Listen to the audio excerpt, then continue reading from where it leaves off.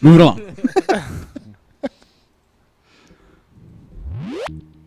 Obson Ascendancy. Costs 1 white, 1 black, and 1 green for a rare enchantment.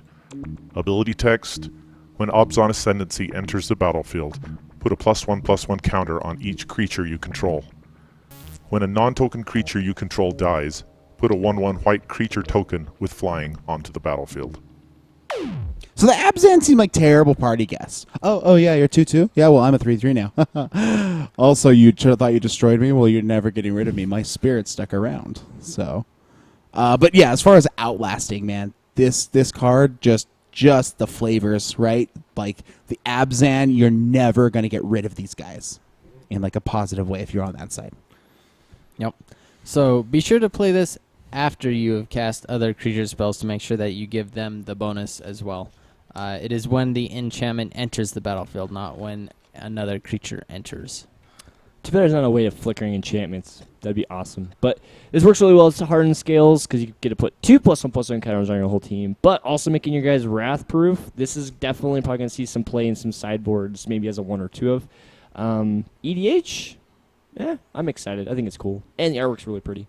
Do you think that the guys on here are actually wearing dragon scales, or are they just made to look like dragon scales? I think flavorfully they're actually dragon scales. Interesting. They pass down from generation to generation, don't they? I guess that would depend on the rate of decay on the actual scale. Oh, that's the point. I would say that the dragon scale's indestructible, right?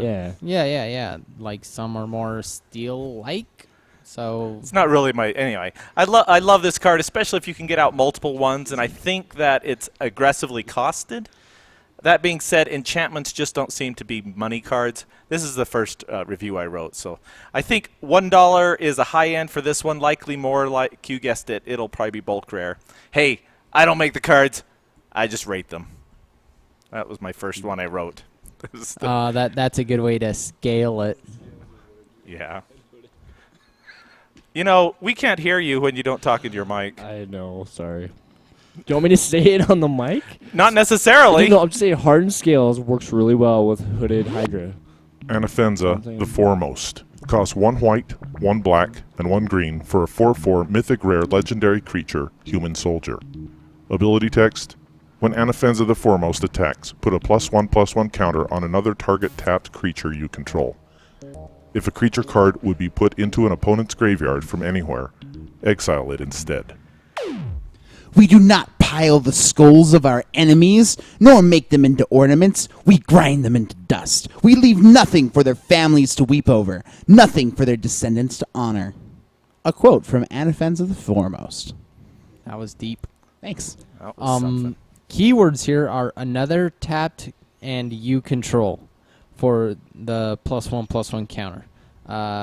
So not on her, but more than likely on another attacking creature. Or a guy you outlasted, because it doesn't specify attacking. Right, so you can outlast beforehand. Yeah, if you outlast before combat and then attack with her, you can put a +1/+1 counter on your other guy. I'm excited. I am so excited. 4/4 for 3. You mean it doesn't die to bolt, and I can play it in Modern, and it nukes people's graveyards with their creatures? It's kind of like Scavenging Ooze. I'm super excited. I don't know. Do I need to say anything more? She's a beater, and she hates things. I'm Modern. excited. Yeah. It's an $8 card on Star City Games. Seems to be positioned pretty well for that. I mean, it's going to be a valuable card going forward. Ankle Shanker. Costs 2 colorless, 1 red, 1 white, 1 black for a 2/2 rare creature, Goblin Berserker. Ability text, haste. Whenever Ankle Shanker attacks, creatures you control gain first strike and death touch until end of turn. Alrighty. So this Ankle Shanker and some of these cards, man, they just strike me as like, so we need an ability that's red, do we? Haste. And then, like, White's good at fighting. First strike. He gets there first. And, okay, guys. Black ability, though. What's really black? Death touch? Death touch. Make it happen. Cards in the file. Boom, baby. But honestly, though, all of your guys, basically, like, if they get blocked, you die. I don't know. And the fact that these goblins all hang out with the Mardu clan, like they seem like really annoying to like have around all the time. But when they're in a fight with you, they're like super powerful, and you're glad that they came. So yeah, there's that. There's one in every group. Yep.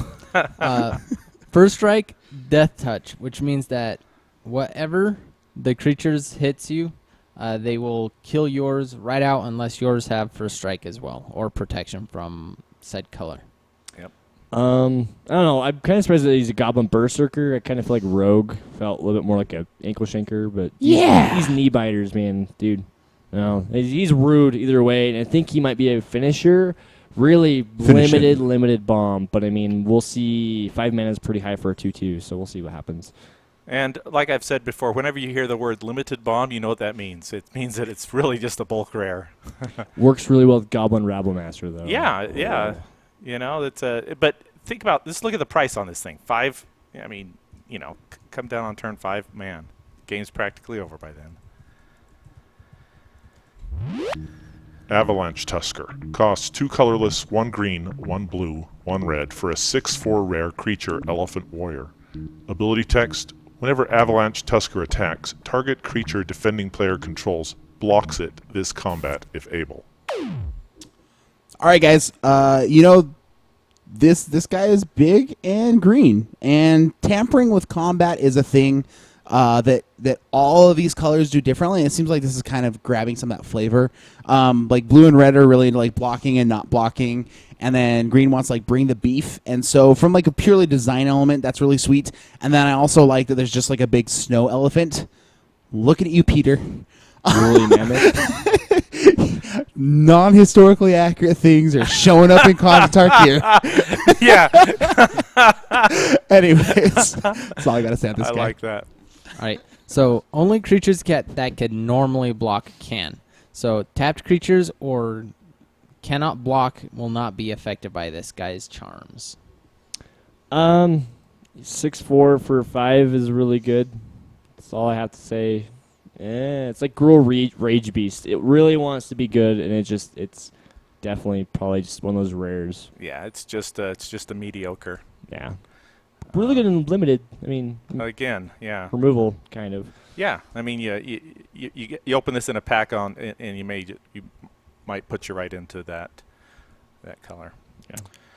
All right. Did I mention bulk rare? Butcher of the Horde. Costs 1 colorless, 1 red, 1 white, 1 black for a 5/4 rare creature, Demon. Ability text: flying. Sacrifice another creature. Butcher of the Horde gains your choice of Vigilance, Lifelink, or Haste until end of turn. All right, so this guy, again, I don't know why this guy doesn't bother me, because again, he's just like the smashing together of the abilities that are color appropriate. Maybe it's because he's a demon, maybe because you're sacrificing guys, maybe because he looks like that end boss from Mortal Kombat.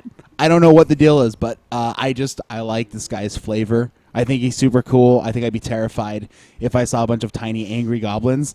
I'm like, this dude backing him up. He looks just super sweet. Mostly techie, not too flavorful. Yeah. You can sacrifice multiple creatures to him in turn to give him multiple or all abilities at once. Oh, it's your turn, sorry. Oh, okay. He's 4 mana for a 5/4 flyer, which is really, really good. And then the fact that you can give him haste by sacrificing guys or lifelink or whatever is really good. Pairs really great with like Goblin Rabblemaster or any type of token generating effect. I mean, raise the alarm even. Give this guy haste. He's a 5/4 for 4 mana. Wow. Really good. Started at 4, now going for $6. 5/4 flyer for 4 without a real drawback. Certainly, this is standard playable. Desecration Demon taught everyone a lesson. Yeah, exactly. Which that topped out at 12, 13 bucks. So this has a lot of from 25 cents. This has a lot of headroom. We could keep rabbling on. Ha! You mastered that one. Crackling Doom. Cost 1 red, 1 white, 1 black for a rare instant. Ability text: Crackling Doom deals 2 damage to each opponent. Each opponent sacrifices a creature with the greatest power among creatures he or she controls. So white's like, it's okay, guys. We're all little, and then black's like, hey, somebody's going to die, but don't worry about it. And the red's like, we're also going to burn everybody to the face. I don't know. This is like a very cool spell. It seems like it has some cool side, but this is not my job to discuss sideboards. I'll let somebody else do that. I'm just going to say, Lightning from the Sky, cool card. Go. Yes. If an opponent controls multiple creatures with the same power, they get to choose which one is sacrificed. You want an Edict effect and deal damage at instant speed? What madness are this? This card's actually kind of sweet. Probably going to be the new Devour Flesh, only just upside from here. This one is kind of interesting. It started on $1 on Star City Games. It's going for about $2.50 now. A lot of other places are also seeing a little upward momentum. A lot of places going for the 150 to 250 range. So I think this is one that could go somewhere. Deflecting Palm. Costs 1 red and 1 white for a rare instant. Ability text. The next time a source of your choice would deal damage to you this turn, prevent that damage. If damage is prevented this way, Deflecting Palm deals that much damage to that source's controller. So, again, this is obviously like a cool Jeskai monk being like, no damage here today, sir.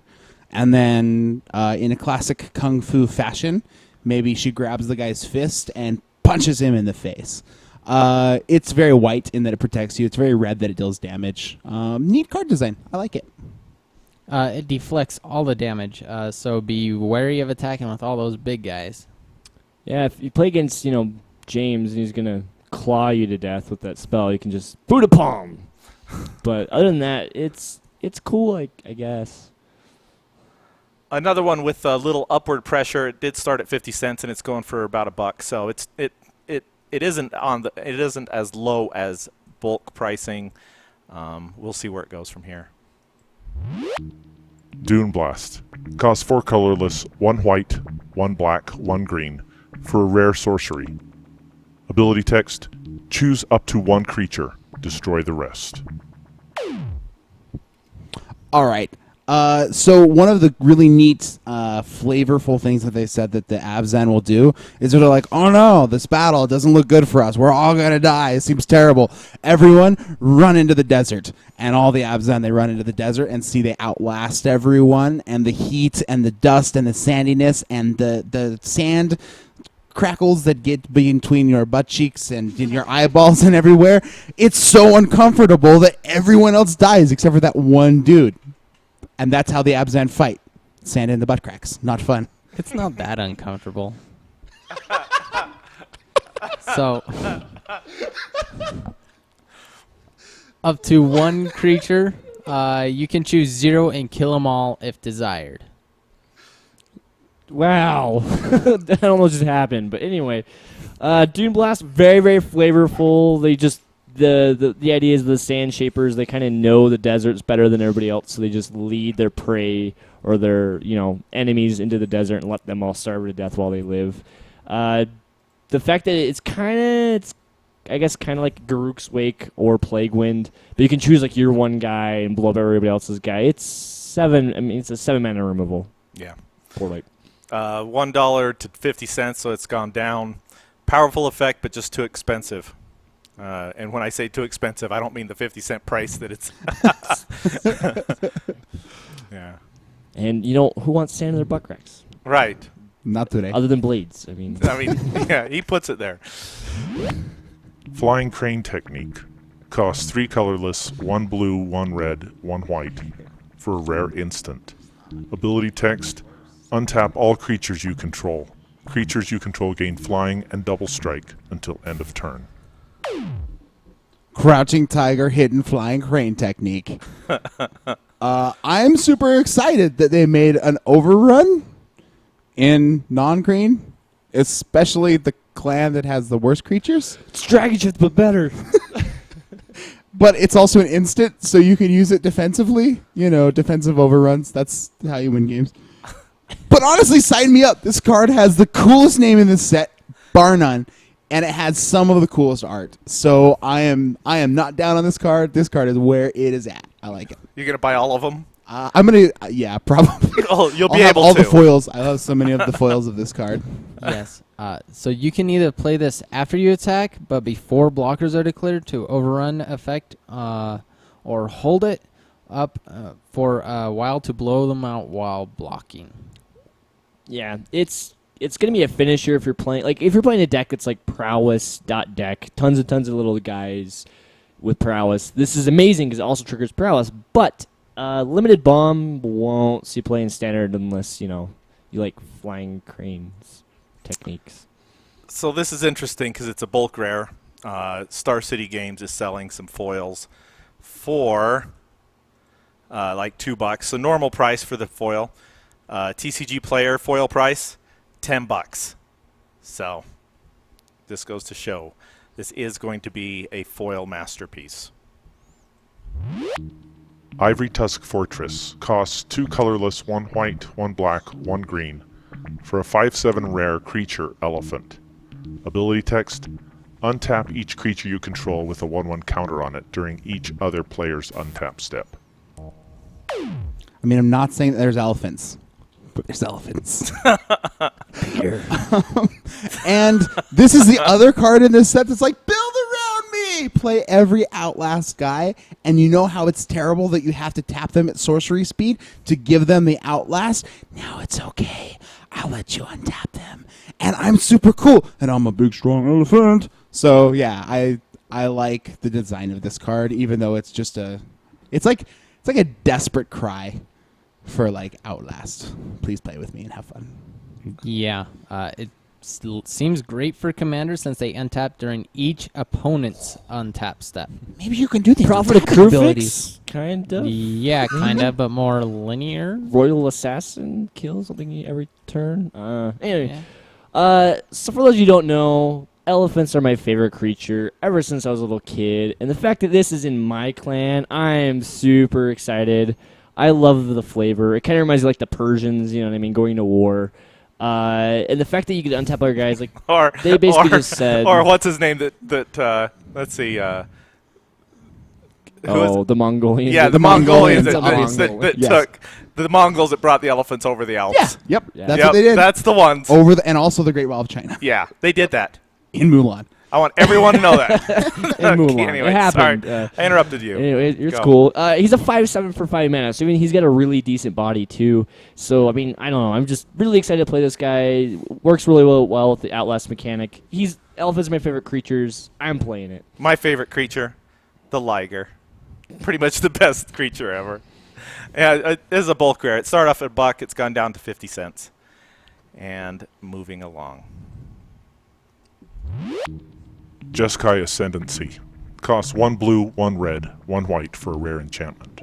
Ability text: whenever you cast a non-creature spell, creatures you control get +1/+1 until end of turn. Untap those creatures. Whenever you cast a non-creature spell, you may draw a card. If you do, discard a card.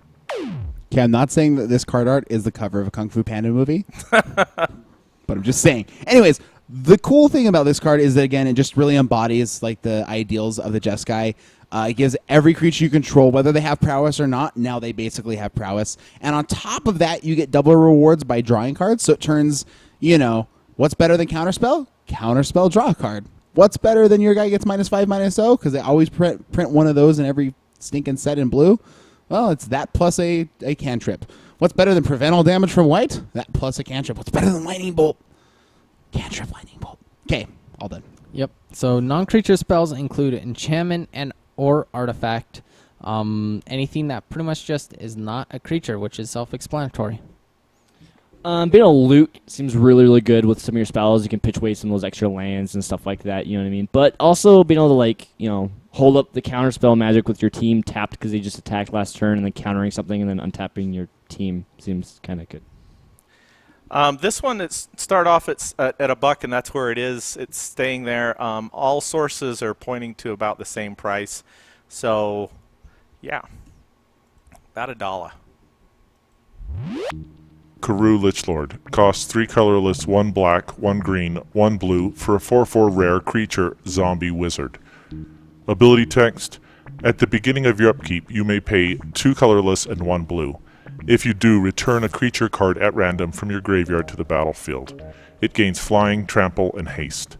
Exile that card at the beginning of your next end step.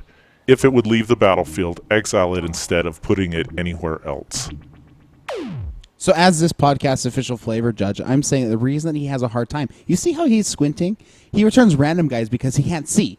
But, again, as a flavor judge, I'm going to go ahead and say that if you also happen to be controlling on your battlefield a pair of Urza's glasses, you can then choose which creature you want to return.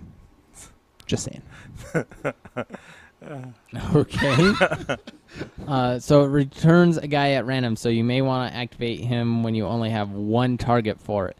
Also, if you have no targets for him and then your opponents kill him out of nowhere, he's going to return himself with his ability on the stack. Also, with Delve, you can kind of, thin out some of the guys you may not want to see get brought back to the graveyard. Just saying, so you can get the ones you do want back from your graveyard. But he's kind of like a whip of Erebos. So, I mean, like with the Dirtle Turtle, just saying, he seems really, really good. And it's flavorfully makes sense because if there's just a mass heap of bodies and you're trying to reanimate one of them, you're going to reanimate one at random probably, right? So, Yeah, that's it. $1. What? I was going to say, and it's too close and a black to be able to activate it, so, which is pretty cool. Yeah. $1 down to 50 cents. All I can say about this one is too much text. I don't want to read that much. Anyway. Oh, yeah. Mantis Rider. Costs 1 blue, 1 red, 1 white. For a rare creature, human monk. Ability text, flying, vigilance, haste. You know what's really cool? Lightning Angel. You know what's really cool? Guys who ride praying mantises around. It'd be really cool. What if we made Lightning Angel 1 mana less and just took off a toughness? Man, this guy. Like, I am scared of the decks that I will lose to playing against this guy. I mean, maybe just the mana on him is really rough. But dang, the haste, vigilance, flying, like, so the tempo. But in a flavor reasons. Sorry, guys, I detracted. In a flavor reasons. It's a guy riding a praying mantis. This guy is so cool. Anyways, that's all. I'm absolutely on board with the praying mantis, but evasive, aggressive, and defensive, he's fairly straightforward. He's a Lightning Angel, right? Just a little bit smaller butt and a little bit less mana. He's the streamlined Lightning Angel for you and your health. I don't know. He's probably gonna see play for sure. If we have the adequate, fixing to get your Jeskai colors turn 3, and the fact that he's just haste vigilance, just beaten down right from the get go is pretty awesome. So, and maybe potential for modern play, but we'll see what happens. Right. He started off at $3, went down to 2. Elsewhere, he's about 2 as well. So his price on other sources are meeting the expectations. I think that he's going to be a standard staple. Plus, it's my vote for the best art. I really, really like this piece of art here. I really can't wait like till it this as well. Can't wait till this comes out on the desktop wallpaper. Yeah, and hopefully nobody rips my head off for saying modern. Get it? Praying mantises rip head off. Oh, got it. Wow, that went deep, man. Yeah, I appreciate that one. Yeah, that one went out on a prayer. Low-hanging fruit. Mardu Ascendancy. Costs 1 red, 1 white, 1 black. For a rare enchantment. Ability text. Whenever a non-token creature you control attacks, put a 1/1 red goblin creature token onto the battlefield, tapped and attacking. So this Ascendancy is actually super, super duper cool. There was a card back from Journey in the Nyx that I really wanted to break with the Battlefield Thaumaturge by just, like, for basically free, giving all my guys, 1/1s that would attack with it. And, like, this stinking card just comes along and takes my super cool 2-card combo and just gives it to you for no reason. Like, what the heck, man? Also, cool art, and also in Mardu, you turn guys sideways. So it supports the theme. But, man, I was going to jump through all these hoops, and now it's all easy. Anyways. Yep. So keywords from this one is whenever a non-token creature you control attacks, put a 1/1 red goblin creature token on the battlefield tapped and attacking. This is not just until end of turn. You get to keep the goblin. However, these goblins will not trigger future goblins. So you just get a lot of extra attackers for each of your normal other attackers. So now we've been talking about a lot, but it's Goblin Rabblemaster on an enchantment. Imagine if you had a Goblin Rabblemaster and like Mardu Ascendancy times 2. Just tons of guys. Perforos might actually be really good in this type of build. I don't know, EDH Bomb too. Making tons of guys. This started off at $2. It's sold off to $1, so it's not selling as well as expected on SCG. But I think it's a strong card, and this is one I'm going to keep my eye on because I think that there's some potential here. Come on up. There it is.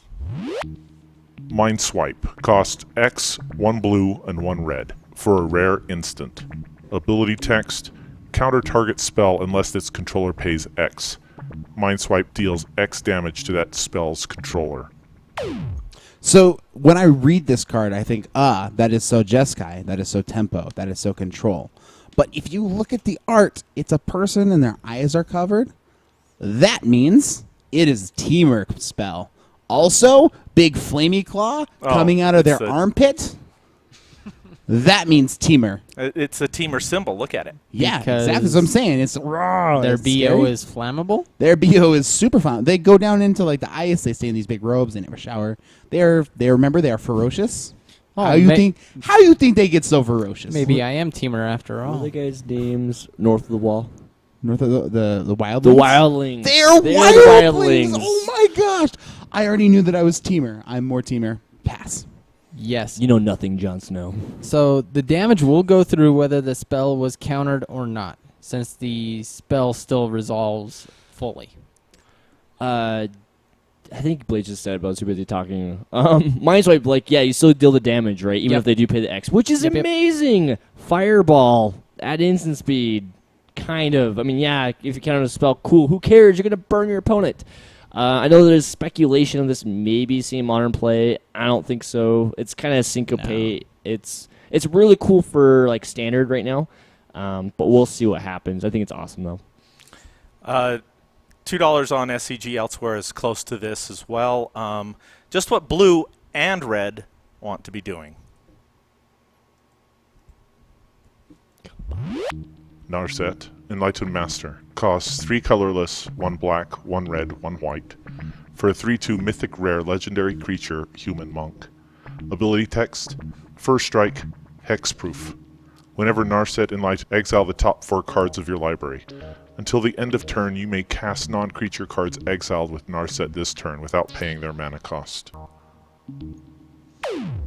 So she's a martial arts master, scholar, and mystic, and she also cultivated her martial discipline by traveling around across the lands and strengthening and honing her fighting skills. But she also exposed herself to all the other clans, making her ideal for being able to deal with, talk to, and understand all these other clans on Tarkir. Certainly seems like the most not friendly but judicious, maybe. Enlightened. Yeah, yeah. I mean that's kind of their deal, right? Kind of like an ambassador, right? They hang out like monks. It's their deal. Anyways, yeah. Everything is free from Lightning Bolt to Fireball. However, X spells will always be 0 when they're cast for free. You get to cast all the non-creature cards exiled with her. You do not cast lands, however. So, standard, 6 mana is really high for a 3/2. Kind of like Geist of St. Traft. You know what I mean? The Hexproof's really awesome and stuff like that. But the one thing I'm really excited for and loathing and not wanting to see is this in EDH as the commander. I mean, the blue, white, red needed a really good commander, and this is her right here. Imagine, Enlightened Tutor, go find my Omniscience, put on top. Attack. Cast Omniscience for free. Cool. Cast Time Warp for free off the top, too, because why not? Like, being able to just cast all of these things for free, maybe even getting, like, doubling attacks like Fury of the Hordes or something, be able to get multiple attack phases with her to just be able to cast tons of stuff off the top of your library. She's so good. I'm excited. So this is a really interesting one. It started at $15 on Star City Games and is sold off to $6, but elsewhere it's a lot less expensive, going for like $2, $3. So, I mean, this huge disparity between prices is really interesting. Ben Blywise from SCG is calling this the most undervalued card in the set right now. So...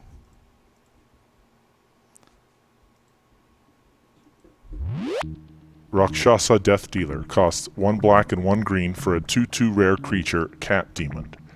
Ability text, pay 1 black, 1 green, Rakshasa Death Dealer gets +2/+2 until end of turn. Pay 1 black, 1 green, regenerate Rakshasa Death Dealer. The Rakshasas wield the most aggressive and dangerous magic of all the Sultai. It's a swirling darkness and powerful spirits of the dead. Their magic is the kind that lays waste to swaths of land or reduces an army to dust. They summon horrors and abominations that swallow cities and devour legions. These are guys that are scary, you sell your soul to. It's not a positive thing, but this card's really cool. Yep. So you can activate each ability multiple times a turn, so just be careful when you tap out. I'm really excited for this guy. Being able to regenerate and pump. I mean, it's kind of like we were talking about this last week. Kind of, I know it's not the same thing. I'm gonna say it. I'm gonna get tons of trolls yelling at me. But it reminds me a lot of like Putrid Leech with a lot with Troll together, and I'm excited because I'm a black-green player, and I'm just, this is awesome. I don't know how good it's gonna be, but I want it to be really good. But I mean, being able to be wrath-proof and regenerating is sweet. So we'll see. It's about a $2 card right now. I think this is just, I really like this card. I think it's going to see some standard play. In this foil? Yeah. This is going to, it's kind of it's going to be a cool one. I think we're going to see it. All right. Rakshasa Vizier costs 2 colorless, 1 black, 1 green, 1 blue for a 4/4 rare creature, Cat Demon. Ability text, whenever 1 or more cards are put into exile from your graveyard, put that many +1/+1 counters on Rakshasa Vizier. I feel like Cat Demon, not creative. Cats totally jump at things that aren't there, and they hiss at nothing, and they sneak when they don't need to be sneaking, and they have a strong connection to the underworld. They already exist. The cats are the demons. Yeah. So it's not creative. What would be creative, though, is how he's like, my precious, with the skull. I can't wait to see the altars that come out of this guy where he's holding other fanciful Smeagol. objects, right? He's just like my birthday present. That'll be really awesome. My catnip. All right. So the +1/+1 counters getting put on him will use the stack, so your opponents will still have time to burn him out in response to any delve, antics, or anything else. But you still have the ability to delve in another spell in response. Yeah, I mean, just combo wombo with the delving. This is the guy for you, Sultai, if you're wanting to do the delving stuff. So sweet. Combo Wamba? Combo Wombo. Jeez. Wow. Oh, I was Sodas. I was about to say I'm gonna knock you down on that one, but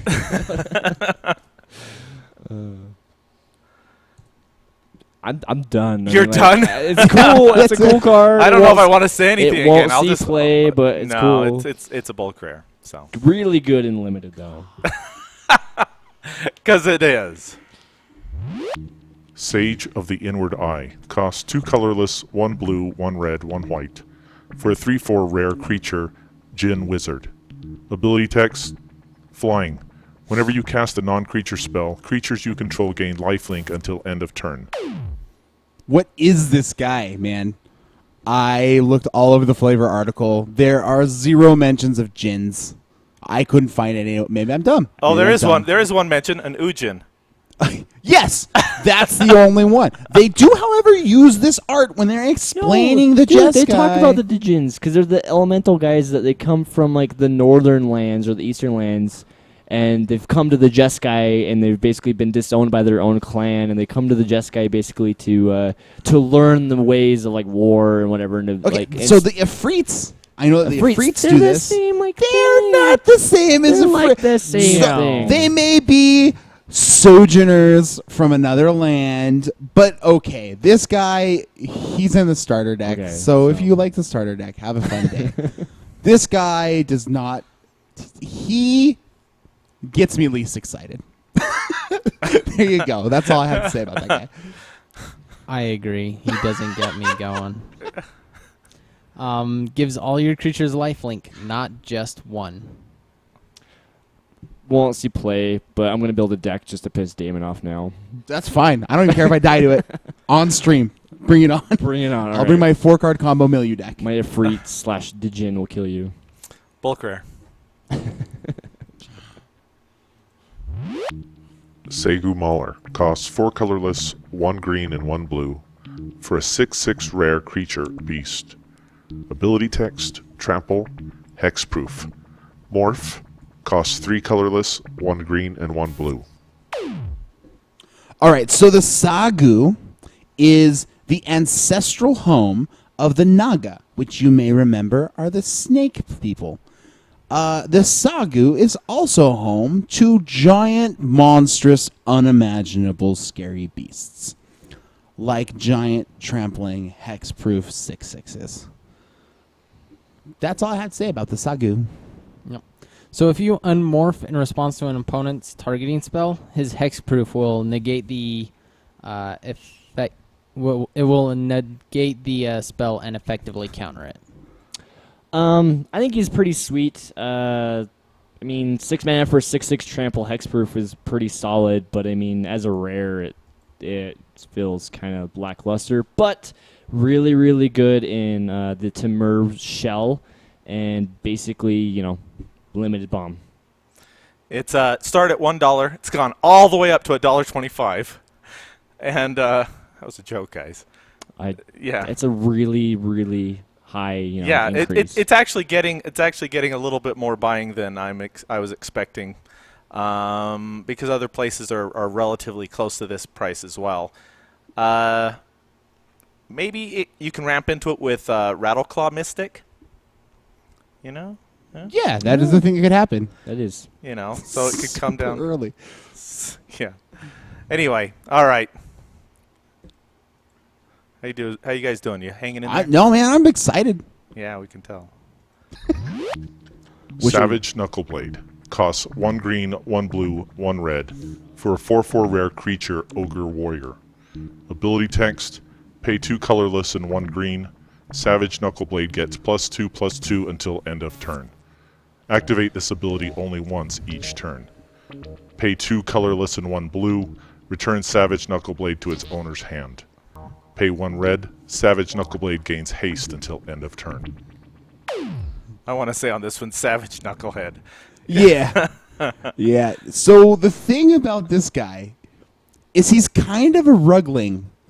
Like, all the Ling creatures always had these little abilities where you could, like, adjust their stats and return them and bounce them and just make them hexproof. Like, he's a rugling. He's a wheel rugling. And he does little abilities that are very relevant to each one of his colors. And you hear the word rugling, and then he's terrifying and abominable snowman-y. And I'm not going to lie, I would be really actually excited to open this guy up. I think he's just really cool looking.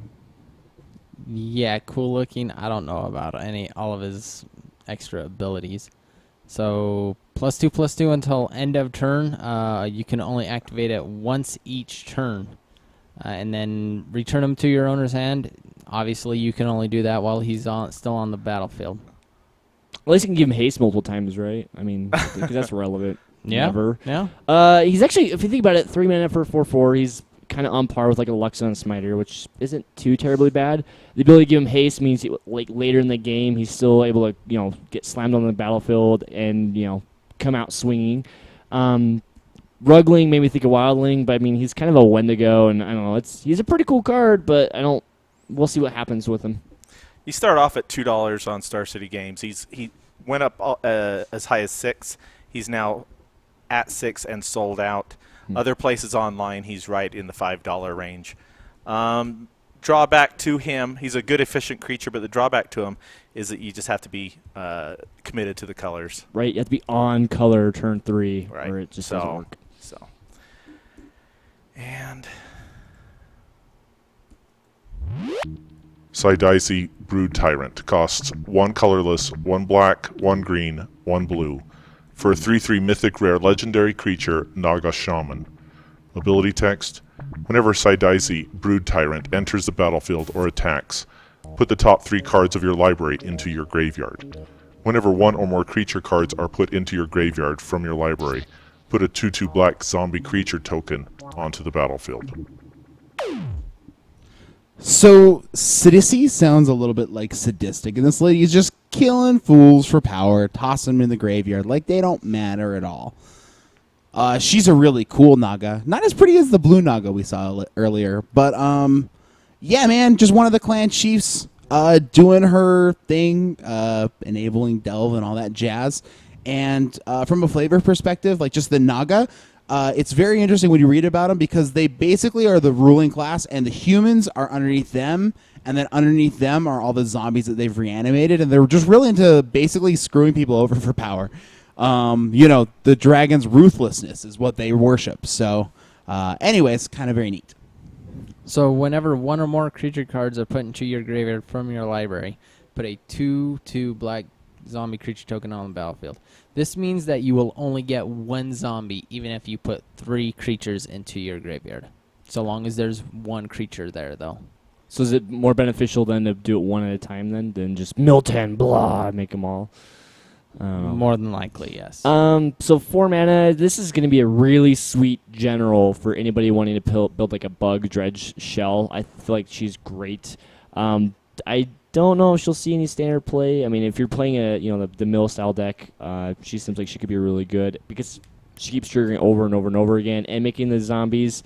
But other than EDH and maybe some decks that want to be reanimating, I don't imagine her seeing much play. But yeah. Started at $6 on Star City Games. Listed currently at $5, but sold out elsewhere online. It's also about $5.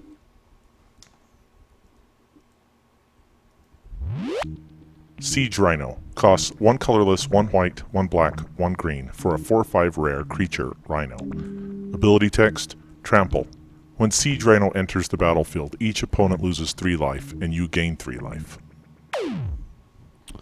Alrighty, so this here Siege Rhino, again, does kind of the whole, not so much Abzan as he is one of each of these 3 colors. White, I will gain you some life. Black, I will take away some of your life. Green, I will be big and beefy. But honestly, a very serviceable 4-drop guy. So that's cool. But from a card design flavor perspective, neat horn and flavor, and I like the little house on his back. And that's about where it stops. Anyways. Yeah, if he hits the battlefield, then there is close to nothing your opponent can do to stop his ability from entering the stack. So, yeah, and remember it's loss of life too, not damage. So I mean, but it's really cool with any flickering type effect or with any reanimating strategy if you're wanting to do whip in your Abzan deck. I like it. I mean, it's a 4/5 for 4 mana that you could get bigger with your other spells and effects in the Abzan clan. Also being able to gain life and drain life. It's pretty cool. It might see standard play. Who knows? Reaper of the Wild seems a little bit better though. Started at $4, went up to $5. It's about $3.50 elsewhere. You'll probably see some standard play. I have mixed feeling, but I'm seeing mixed feelings about it as a modern staple. I actually have seen people that are talking about possibly in modern.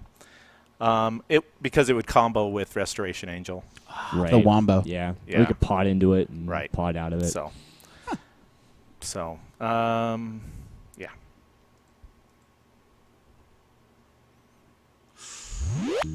Sorin, Solemn Visitor, costs 2 colorless, 1 white, and 1 black for a 4 loyalty mythic rare planeswalker, Sorin. +1 ability: until your next turn, creatures you control get +1/+0 and gain lifelink. -2 ability: Put a 2/2 black vampire creature token with flying onto the battlefield. -6 ability. You gain an emblem with, at the beginning of each opponent's upkeep, that player sacrifices a creature. All right, so Soren the Unfortunate Looking is here in Cons of Tarkir. Sorry, this is like the least favorite art I've ever seen of Soren. Yeah. But his card is cool, and we're here to talk about story, because that's what we're here. Here we are. We're going to educate you guys in a little bit of a lesson. The Eldrazi, they were wild. They were breaking the multiverse.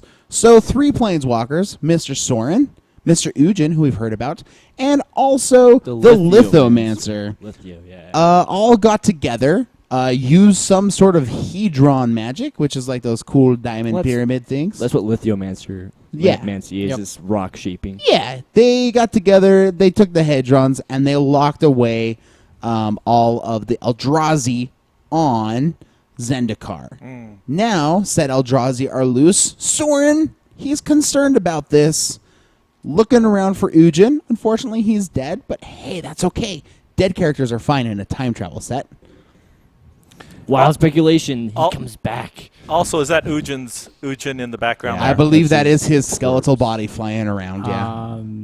Maybe I thought that his skeletal body was He's glowing. Yeah, he's up because in it's with spectral. the Jess guy though. But I mean, but I guess like that's kind of the point though, is it's portraying the feel of skeletal remains. This looks like this is an Abzan desert theme, but it still kind of applies, I guess. Yeah.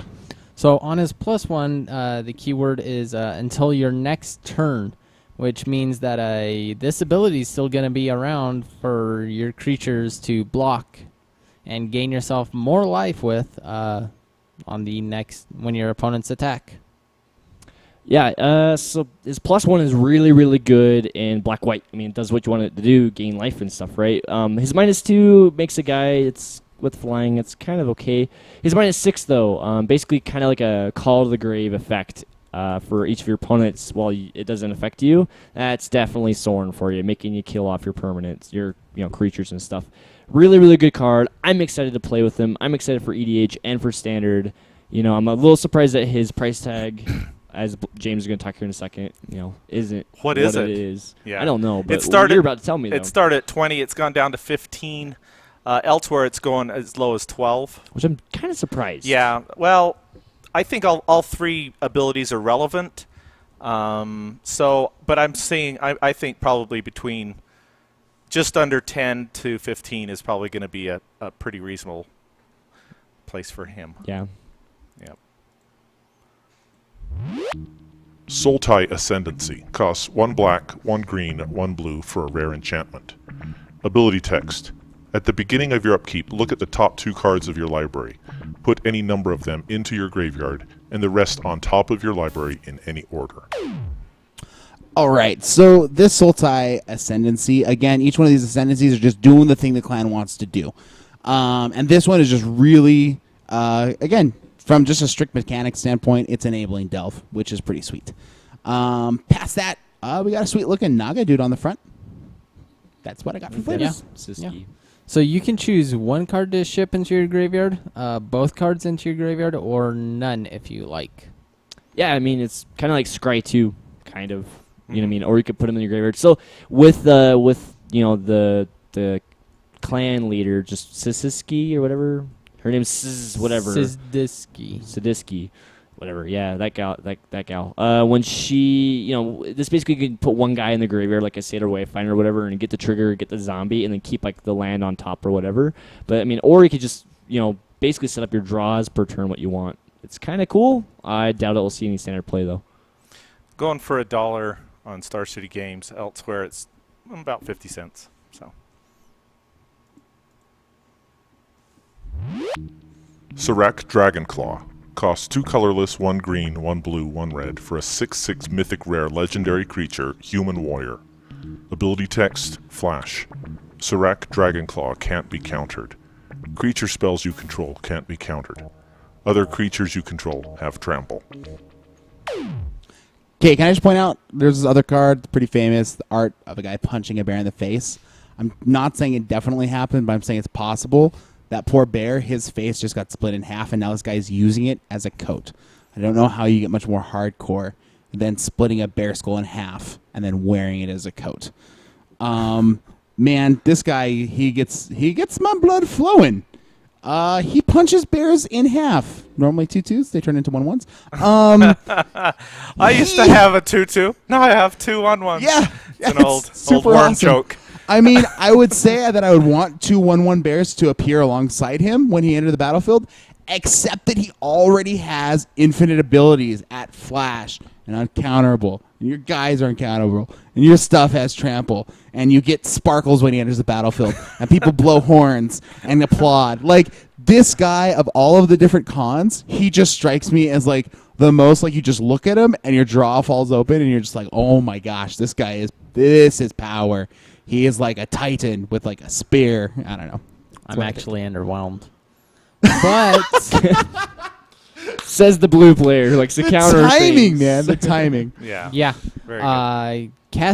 cast at instant speed and know that he's gonna resolve. Not a whole lot your opponent can do about it, He's a 6/6 for 5. I mean, this guy, he'll see play. which is powerful. But all of his other abilities are, He'll see play. Oh, yeah. He'll He's see that good. he'll see play. Not People- rightfully so, but Brother Bear. I don't know. That's it. That's it. Started He'll at- see play. Start at $10. Selling now for 15 elsewhere. He's going between 10 and 15 right now. So he's definitely seeing some popularity. He literally is holding the gas-powered stick with Impossible. Oh my gosh, yeah. For those of you who watch Bravest Warriors at home. Teamer Ascendancy. Costs 1 green, 1 blue, 1 red for a rare enchantment. Ability text. Creatures you control have haste. Whenever a creature with power 4 or greater enters the battlefield under your control, you may draw a card. All right. Again, with the Ascendancies, they're techie cards. They do the thing the clan likes to do. It rewards you for playing big guys. And they like the snow. Doo-doo! Ta-da! pumping in response to enters the battlefield will not give you the draw trigger, since state-based actions check before you actually get the priority. This is the card I was talking about earlier with the Dirtle Turtle. It's more just cutesiness than anything. But, I mean, the ability of giving you guys haste and drawing cards, it literally is everything Timur wants to be. It's freaking awesome. It's glimpse of nature with Yavimaya Fire. Like, it's good. Just play it. $1. Yeah. What else can I say? Trap Essence. Costs 1 green, 1 blue, 1 red for a rare instant. Ability text. Counter target creature spell. Put 2 +1/+1 counters on up to 1 target creature. All right, so this one, very, very rug themed. It's like, I'm the blue, so you can have it no. But also, I am the green, so I can have big guys. And it's counters, right? Yeah, geez, that's 6 around. Ugh, it's pretty good. I mean, probably not good enough to play in standard, but that's your guys' job to decide. So you need both targets to cast this spell, even if the creature that gets the counters is your opponent's creature, unfortunately. Yeah, I mean, playing a Timur, the rug for a counter spell, and it's specifically creatures. So, I mean, it could be really good in a mirror match, maybe, but I don't know. It's aight. So if it says put 1/1 counters on up to 1 target, does that mean it has to happen? Yeah, no. Put 2 +1/+1 counters on up to 1 target creature, meaning you don't have to have a target for it. Okay. So you can just, yeah. All right. That's what I was wondering. It's a bulk rare. Utter End. Costs 2 colorless, 1 white, 1 black for a rare instant. Ability text. Exile target non-land permanent. So, guys, just curious, because this card features Zurgo on the art for it, right? So just curious if you guys have any idea what Zurgo's favorite band is. Because I'm here to tell you that the favorite band is Dashboard Confessional, because they sing the song, Vindicated. I am selfish, I am wrong, I am right, I swear I'm right, I swear I knew it all along, and I am fine! And I'm cleaning up so well.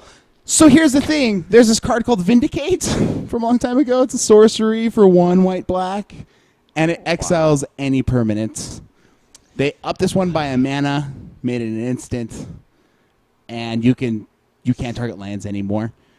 But yeah, there you go. Vindicated, man. I am blown away. Yes. Did you guys practice that when I was out of the room? Nope. No, we just talked about That's why I bailed. Wow. So this spell destroys everything, just like we did that song. Yeah, no, that was terrible. And also exiles gods. Yes, it does. I know I'm right. I swear I'm right. I knew it all along. About what? That this card is going to be freaking amazing. 4 mana for, a removal effect. It seems kind of bad, but like Silence the Believers kind of saw fringe play, and this guy, just the fact that you can exile planeswalkers and everything willy-nilly. This card right here is going to basically enable like Esper to be really, really good, or Abzan, or even a Mardu. It's just, or black-white, just amazing. I'm excited. It's sweet. $6 on SCG, $4 elsewhere. Probably a standard staple. Yeah. Yeah, you guys said fine. It's flawed. I'm sorry that I'm Oh, not he- a lyrics judge. he- I'm he- only a flavor he judge. pulled that out I of did say it wrong. thin air. We apologize to all Dashboard Confessional fans everywhere.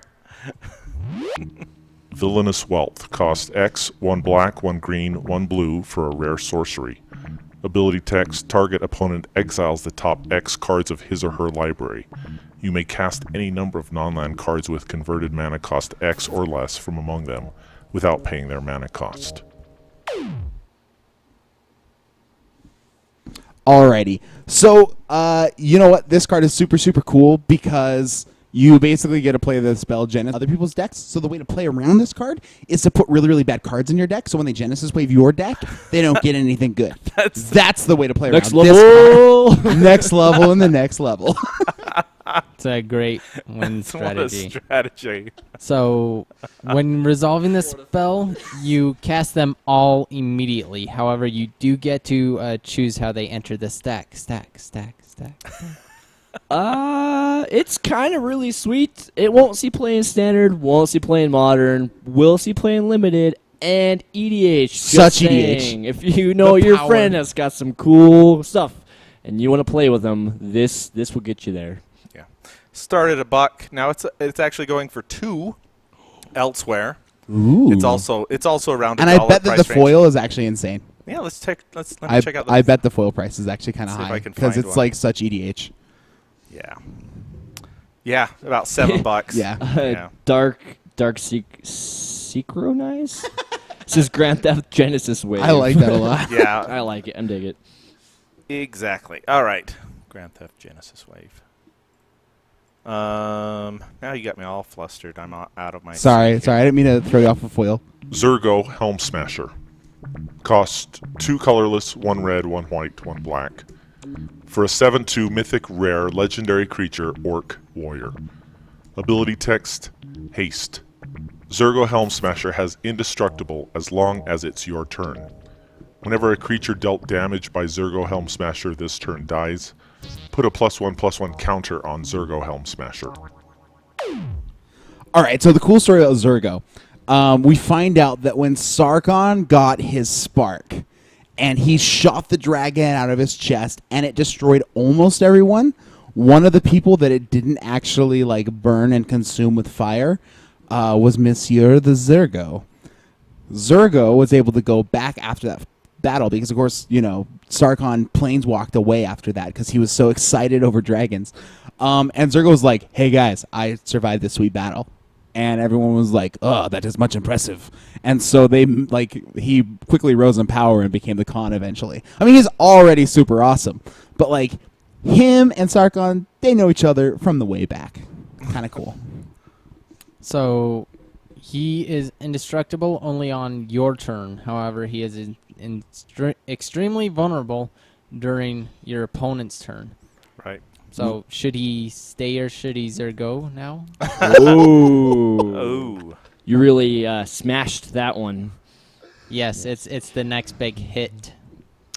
Helm something That's why I said clever. smashed. Helm something clever. So He's really good. He reminds me a lot of like Thrax and Moondar, kind of, but way, way, way cheaper. And the fact that he has haste means he's going to come in and either they're going to take 7 or potentially chump it, and he's going to get bigger, potentially getting him out of like shock range or whatever. Seems really good. And for those of you who didn't know, I used to play World of Warcraft back in the day. I know. Oh, okay. I know. Let the trolls, commence. But and I played the orcs because I was a horde, and man, like I'm so glad they brought orcs back because it was what made me want to play when I first started. I'm glad to see that they're back. Start at $5 on SCG, and now it's about $4 elsewhere. You can pick it up for under $2. Dual decks, it's in dual decks. Speed versus cunning include. So, Altar of the Brood. Costs 1 colorless for a rare artifact. Ability text. Whenever another permanent enters the battlefield under your control, each opponent puts the top card of his or her library into his or her graveyard. Okay, guys. This card is the truth. So you play Midnight Guard, which is like 2 and a white for this guy, and he just says that he untaps when another creature enters the battlefield, right? Then you play Retraction Helix, which gives a creature the text that tap this guy and return a creature to its owner's hand, and it gets that ability till the end of the turn, right? Then you play Ornithopter. It enters the battlefield, which could cause Midnight Guard to untap. So you've targeted your Midnight Guard with your Attraction Helix, and now you can bounce your Ornithopter over and over again, bouncing him back and forth with your tapped Midnight Guard, right? So we have created an engine. What are we going to do with this engine? Well, we're going to play Altar of the Brood, which says every time another permanent enters the battlefield, then everybody else mills. So you could potentially, with this fantastical 4-card combo... Only 4 cards! Only 4 cards! Buy it now. A deal at twice the price. You could make your opponent mill their whole deck on turn 4, but then you could also just play stuff like Insult Artifact, and maybe you just turn your Altar of the Brood into a 5/5. Like, these are things that can happen. I play Splinter Twin, and I just want to play combo. I played Humanimator back in the day. Like, I am into the janky combos, guys. So I'm going to work on this list. What are you going to do while you're getting to this combo? It's turn 4, man. That's right. You're going to lose. Okay. Yeah, That's but the time it happens, it's going to be No, because he's got Ornithopters that block all day. Yeah, and I have, like, cantrips. man. Cantrips do things. Well, you know what, guys? They can trip you up. We're going to have this. This deck is probably going to be played next week on Fight Club. So you guys want to see some terrible magic check? So if you guys have any suggestions for lists... Yeah, if you want to help put together this I'm thinking list, Damon is Esper going to be colors. working on it this week. Yeah, Thoughtseize seems good to protect the sweet combo. Anyways. Blades. Yep. So Yeah. permanents are anything that stays on the battlefield, such as lands, enchantments, or tokens. Creatures as well. So there was a deck in Legacy. It got banned, but basically I can't remember the name of it, and it's eluding me right now. But basically, you just got Pestermites out of your graveyard, and you untapped and tapped things with Mesmeric Orb, and you just milled yourself when you had Eldrazi, so it just kept shuffling. And you produced tons of mana with Ashnod's Altar. Can't remember the deck right now, but this, and it got banned because you never progressed your board state. This card makes that Legacy deck, so it should be unbanned because this progresses your board state because your Narco Amoebas come back into play and mill your opponent. So anyway, So this one started out at bulk rare and has raised itself out of the gutter. It's now going for like $1.50. So it's seeing a little bit more demand than expected. Yeah. Dragon Throne of Tarkir. Costs 4 colorless for a rare legendary artifact equipment. Ability text. Equipped creature has Defender and pay 2 colorless, tap. Other creatures you control gain trample and get +X until end of turn, where X is this creature's power. Equip 3. So if you're looking at the art for this card, you're going to notice a lot of red and black and white. This is sort of the home, the seat, the throne area of the Mardu clan. This is where Zurgo, the Helmsmaster, hangs out and drinks his sweet Tarkir mead. So the cool thing about Zurgo, of course, is when you attack with him, he's indestructible and he grows. But what's even better is you can have him sit on a throne and give all your other guys +7/+7. Man, he's an orc with a butt made for that throne. That's right. He really is. I mean, or it could be not great, but that's not my job. Yeah. So effectively, your creature becomes a general not by fighting, but by inspiring. Oh, I'm putting it in Kemba, in my Kemba EDH. It's happening. But, Daenerys Targaryen, anyone? Anyway, this card. It is known. This card is good. This card's kind of cool. If I remember right, I think this is going to be the release day promo. It's one of the promos. It's flavorful. Yeah. It's awesome, but I really doubt I'll ever see competitive play. But EDH, good. Play it. Started at $1, didn't see selling, so it dropped to 50 cents. Still, I like it. I like this card. I like it a lot. Also, if your guy then becomes a -X in whatever means, it's going to still translate that over to the rest of your other creatures. And Daenerys Targaryen does have a butt for that throne. Just saying, Damon. Yeah. Okay. Ghostfire Blade costs 1 colorless for a rare artifact equipment. Ability text: equip creature gets +2/+2. Equip 3. Ghostfire Blade's equip ability costs 2 less to activate if it targets a colorless creature. Okay, guys, another little history lesson. Ujin makes the Ghost Fires happen. Ujin helped lock up the Eldrazi. The Eldrazi are immune to colored spells. This is good for colorless things. I'm just saying all signs are pointing to big spaghetti monsters or his friends. Or, morph creatures. I mean, but it works really great on a morph guy. Mm-hmm. And an affinity. And honestly, yeah, that's being talked about strongly. So best colorless targets in the set are morph creatures. Morph creatures are nameless, colorless, and typeless. They are just 2/2 guys sitting there, so this will definitely work well with that. Touching a little bit on the art, who cuts their own hand like that? Fans of Dashboard of Confessionals, apparently. So when they morph, do they vindicated. maintain their when a creature morphs? Does it maintain its equipment or whatever? Yes. Yeah. So you treat Or It's enchantments, it's too. the same permanent. It never it's leaves just, play. It's like turn a creature into a 0/1 frog, right? Like it's still the same that's really awesome. item on the battlefield. Anyways, Price on this one are all over the place. $2 on Star City Games, less than $1 elsewhere. High price staying over $3. So this one just looks like it's very schizo. Doesn't know what it wants to do. Just like the guy, in the artwork. Yeah, it wants to cut its hand. No. Yes. No. Ujin's Nexus costs 5 colorless for a mythic rare legendary artifact. Ability text: if a player would begin an extra turn, that player skips that turn instead. If Ujin's Nexus would be put into a graveyard from the battlefield, instead exile it and take an extra turn after this one. so we've been talking about Ujin a little bit. We've been talking about Eldrazi a little bit. This is sort of like the main sort of named card in this set.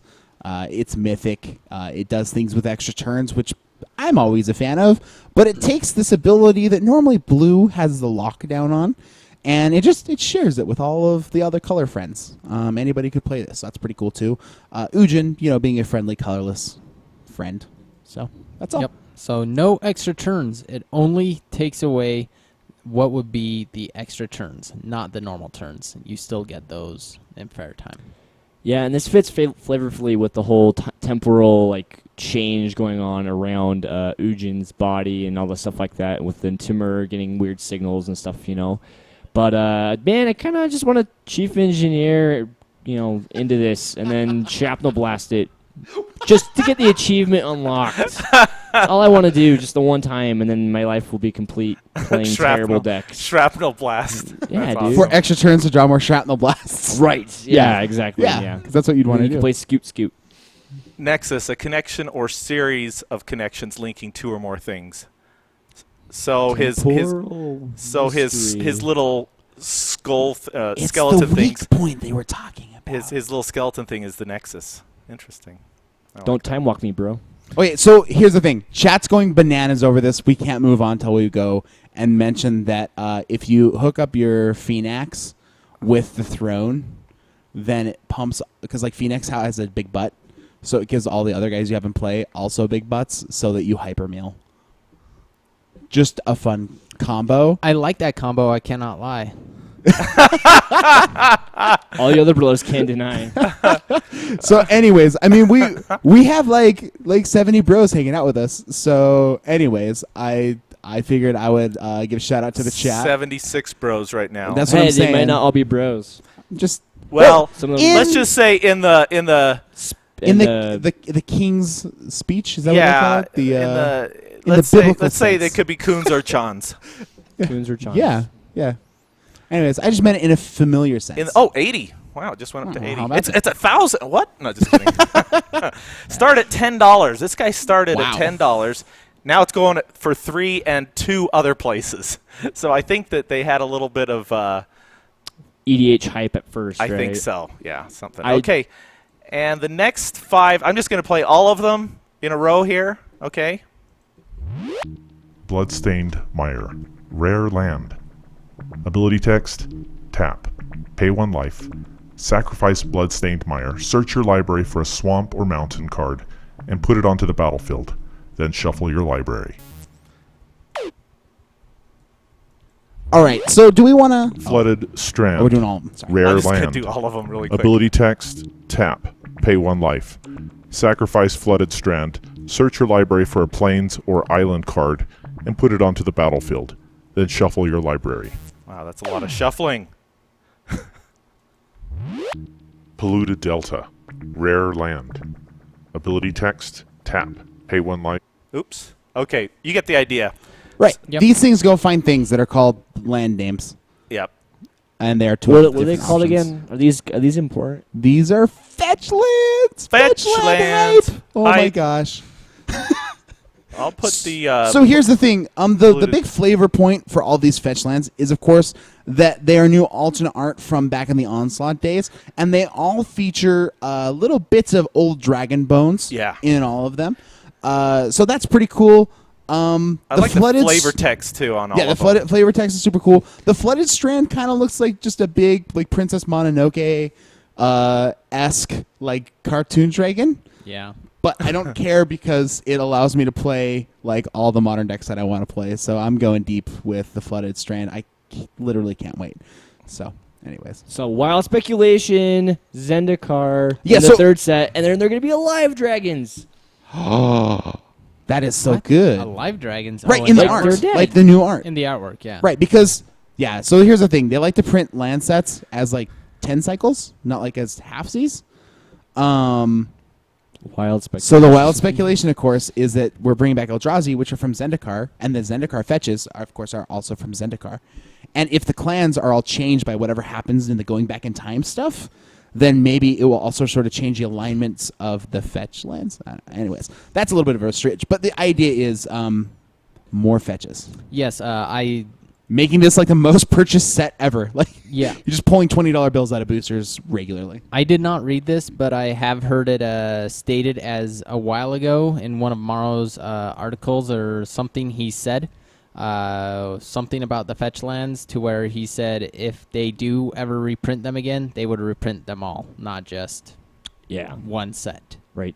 And not Eldrazi this set, but I mean, I'm sure we're going to probably go back to Zendikar soon. There's a Sometime question in soon, Chat, yeah. so.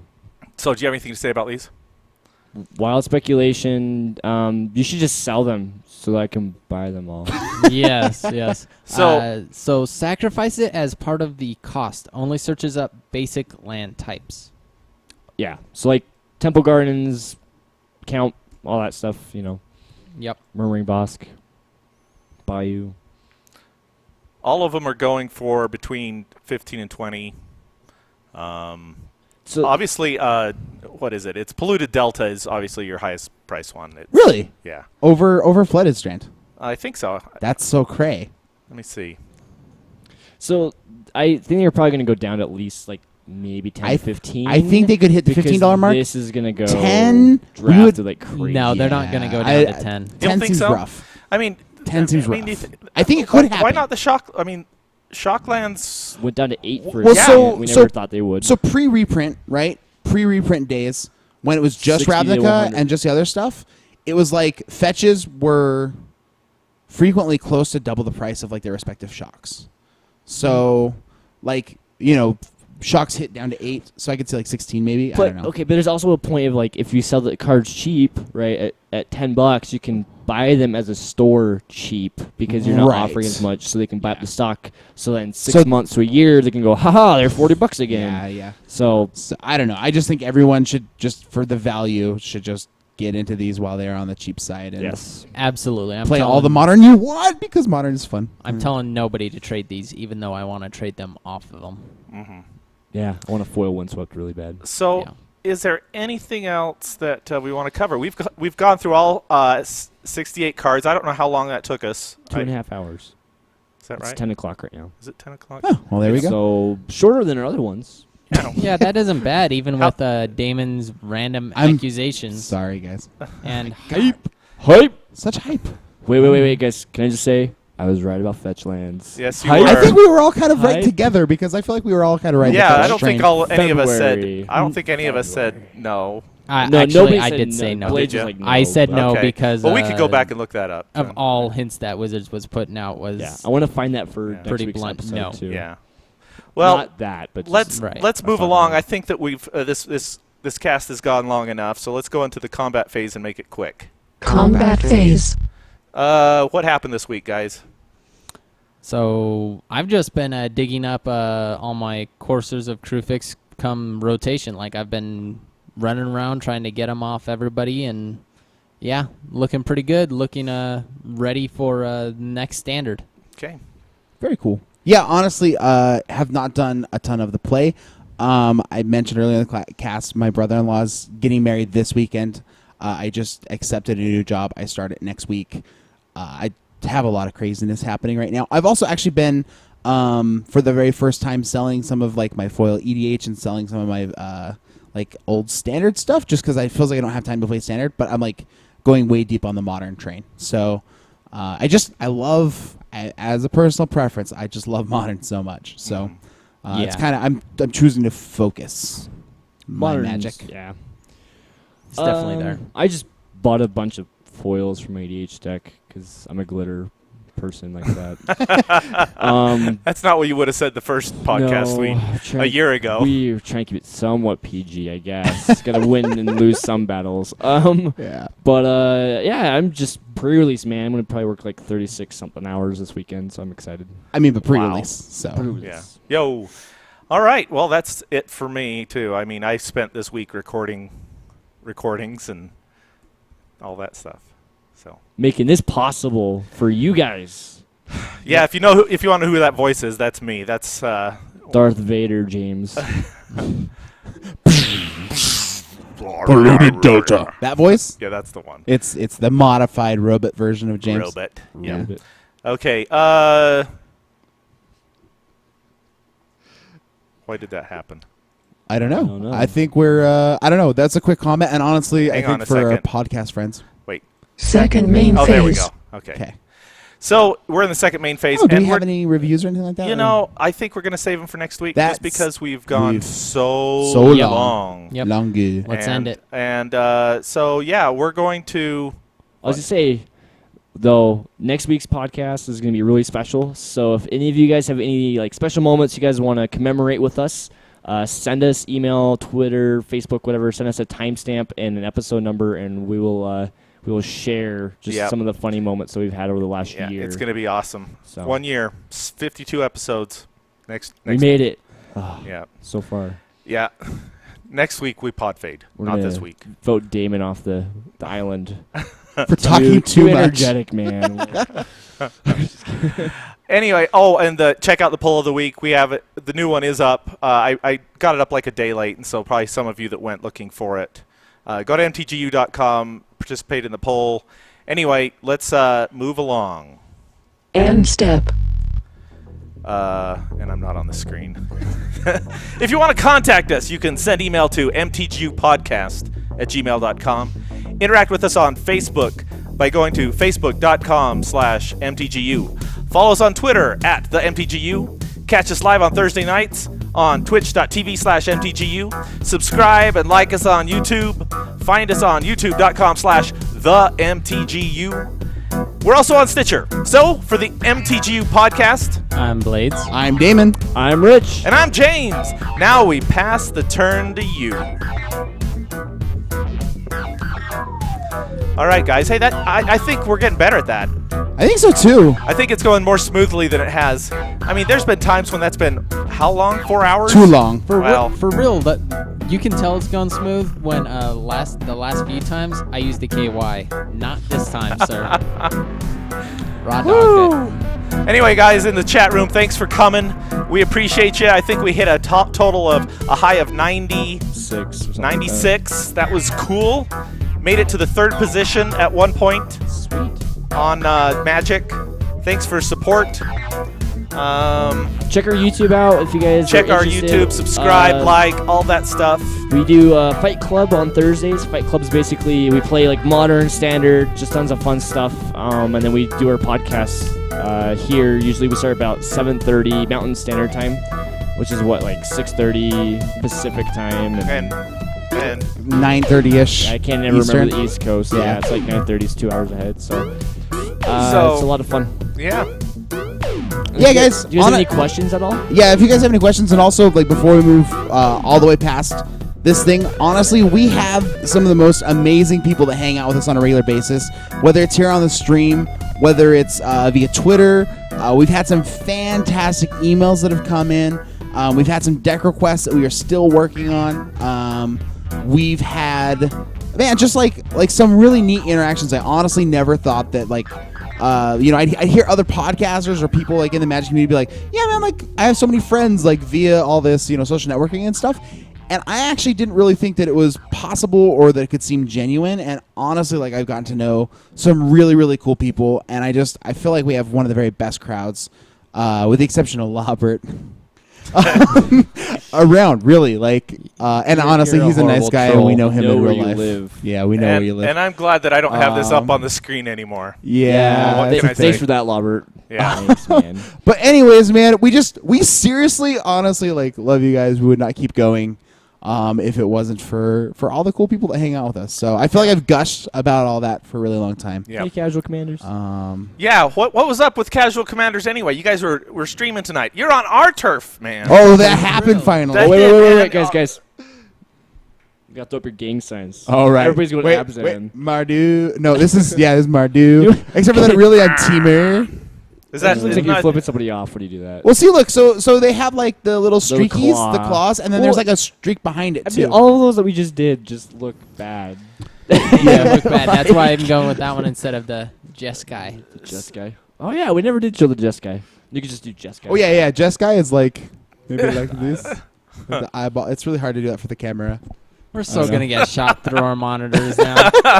Yeah, flashing mad magic Anyway, gang signs. we are gonna take off, and Lobert, you should just be ashamed of yourself.